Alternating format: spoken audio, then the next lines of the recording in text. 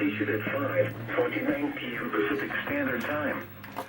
The National Weather Service in the San Francisco Bay Area has issued a flash flood warning for northeastern San Mateo County in Northern California until 7:30 p.m. Pacific Standard Time. At 5:24 p.m. Pacific Standard Time, a stream gauge on Belmont Creek near El Camino Real Highway in Belmont indicated flooding was occurring.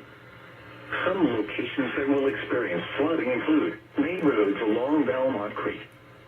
A flash flood warning means that flooding is imminent or occurring.